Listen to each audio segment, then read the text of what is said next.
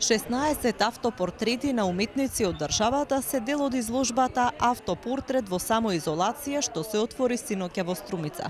Изложбата по трет пат ја организираше Сдруженијето за култура Транзен, а наградата Златен лист се доделува во чест на професорот и ликовен уметник Владимир Георгиевски. Бараме совршениот простор, дали можеме да го најдеме како уметници надвор од ателието. Мислам дека сега ги пробиваме дури алтернативните галеријски простори. Ете, најдовме поддршка од нагоре, го поздравувам тоа. Благодарност до нив, го адаптиравме просторот. Изложбата ќе биде поставена цел месец на една прекрасна локација, од каде што имаме поглед на целиот град. Уметниците се задоволни, денеска се овде и 6 уметници дојдени, присуствуваат на самиот настан. Ќе доделиме една награда за најуспешно ликовно дело во чест на великанот на ликовната уметност Владимир Георгиевски, професор Владимир Георгиевски. Символичен златен лист кој го означува чинот на падот, но и на воздигнувањето, на неминливоста, на убавината на листот. Годинава, според селекторот и жири Урош Велковик, најуспешно е делото Автопортрет со буф на уметникот Владимир Илиевски. Наградениот уметник, освен символичната награда Златен лист, добива и парична награда во висина од 30.000 денари. Илиевски вели дека самоизолацијата им година повеќе луѓе, не само на уметниците. Тоа не е, да речам, некоја природна состојба на нас уметниците, изолацијата.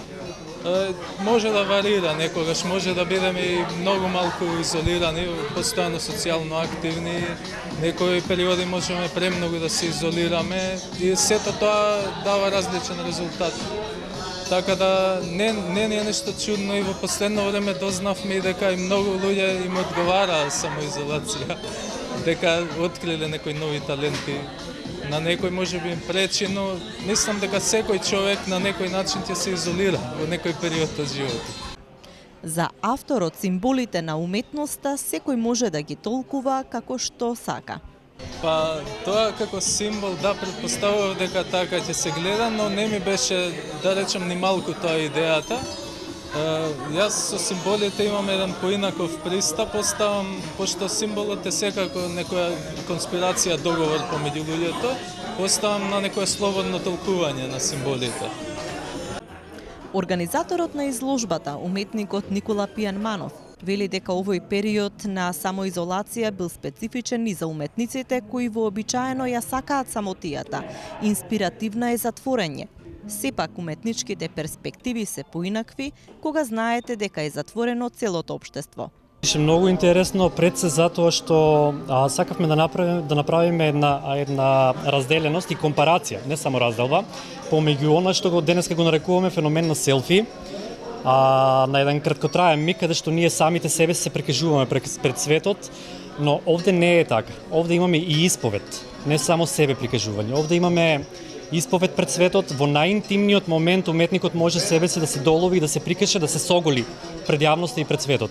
Затоа автопортретот е една од најстарите дисциплини, преку кој уметникот го прикажал во светот своето јас, но исто така и обратно. Ги прикажал условите во кои живее преку себе кон светот. Значи, имаме еден взаемен однос преку себе си, но тоа не е егоистичен однос. Не е однос на себе промоција, туку на промоција на сопствениот свет. Пијанманов вели дека културата е неуморна, несовладлива борка, која што постојано докажува дека е жилава и издржлива во различни услови и во поинакви ситуации.